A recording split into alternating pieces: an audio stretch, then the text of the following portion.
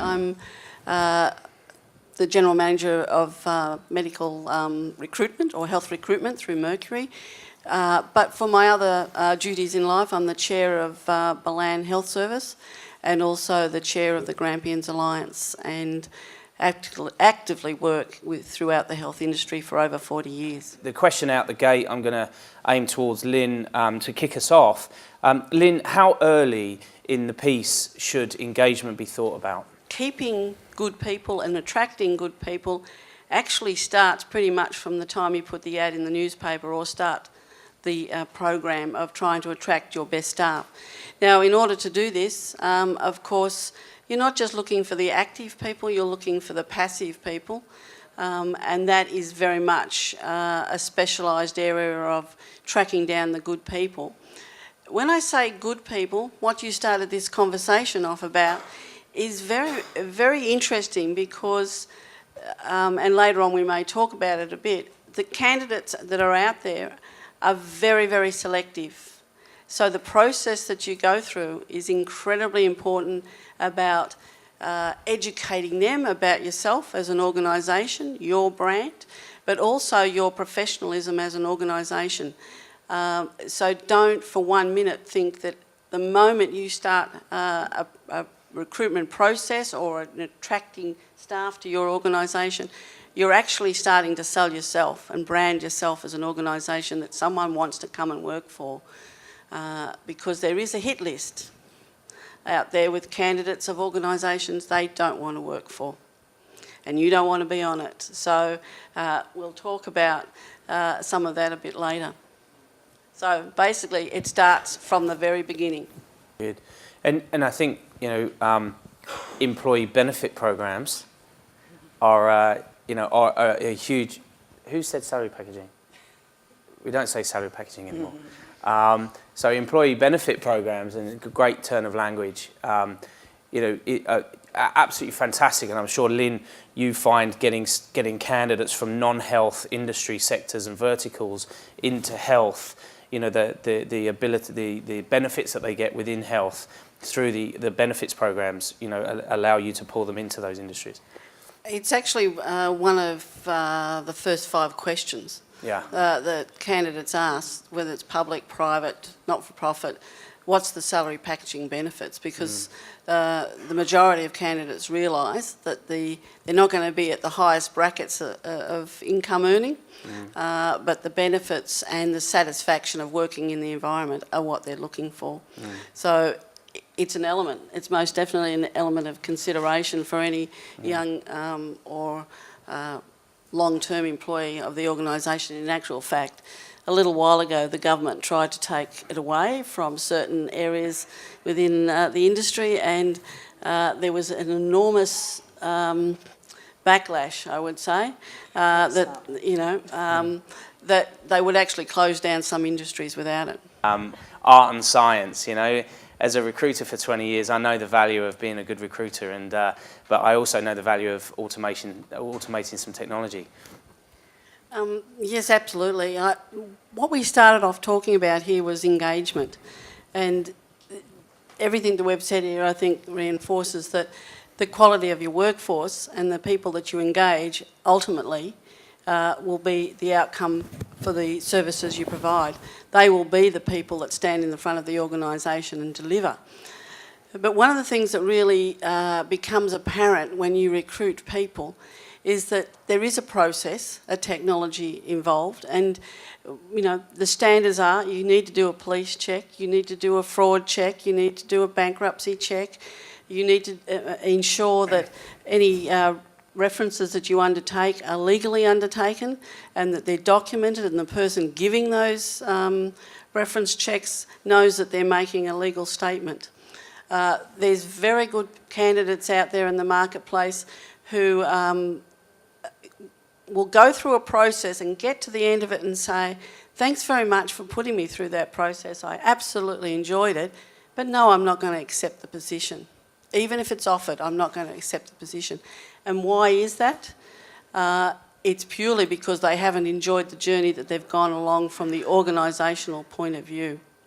When I started off saying this, and it's really, really important to say this, that Candidates are wanting to work with organisations that they feel aligned to, their values, we've talked about that before, but they feel are ethical organisations, they're organisations that care about what they're delivering, but very importantly care about their staff. Their staff are valued, appreciated, they are engaged in everything. So communication, even at the point of start when you're interviewing for candidates or potential staff, is really important. Sell yourself. Tell your candidates what you stand for, what your organisation is standing for, what their goals for the future, what are they? Be proud of them, because they're playing more and more a big part in the decision-making process of quality candidates. It's a competitive market. There are limited resources of quality staff out there, and everyone's trying to attract them. I cannot tell you the number of times organisations have rang up and said, look, we can't do it, but can you approach this candidate silently and see if they're interested in coming on board, right? It's because they themselves have identified a candidate. They can't tap them on the shoulder themselves, it's not the done thing in the industry, but they'll use every mechanism they can to attract them. That's how I ended up at my last job. Yeah. So all I'm trying to say there is that there is a hit list, and I mentioned that at the start. The candidates come in and they say to you, not who, you expect them saying this is who I want to work for. What they're saying is, we won't work for this organisation. We know what they do to their staff. We know what their record is out in the industry. Please don't consider us for those organisations. So you yourself as an organisation, your brand, who you are, how you market yourself, how you promote yourself is incredibly important. This industry is a small industry. We all know the bad things that are going on, right?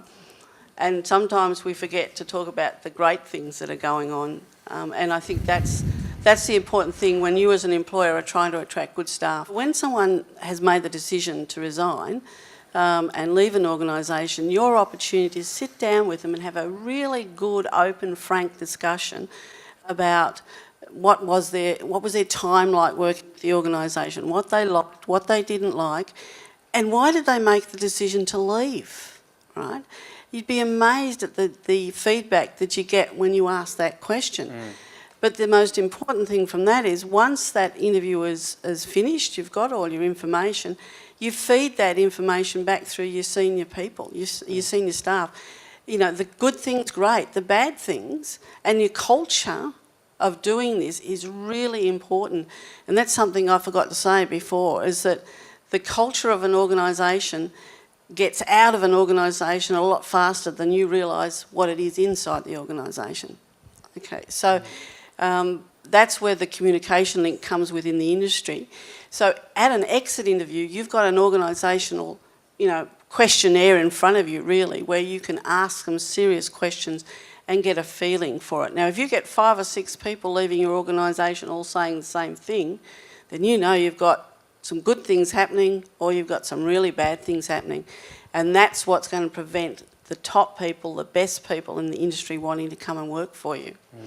And the performance issue that you were talking about, that is really, really important. Most people sitting in this room have been through the process themselves. They know some organisations do it because they have to do it, and the people going through the process know that's the case. But when an organisation does it really well, they've really got engagement from their employees, and that's really important as well. But the exit interview, very, very important. Good. I have, for as long as I've been working in health, thought the whole performance appraisal system is just something we tick a box because someone in accreditation says you've got to do it. So our leadership team is currently trying to look through a different way of doing performance appraisals. I would love to hear where's some innovation and where can we go to actually find out more information. Number one, we need to throw out the name and rebrand it. But number two, as a CEO, the only thing I really want to know is I've got the right staff in the right place at the right time. And for the rest of my staff, I want to develop them. So where do I go to find how to do this really well? sitting down and ticking the boxes is not the way to go. What is the way to go, though, and this is what's been discussed across a lot of HR professionals, is the opportunity to sit down and have a discussion, right, and discuss performance. All right, if you're performance managing somebody, you don't wait till your performance review to do that. That's already been done. All right, but what you are wanting to do is find out how they're feeling.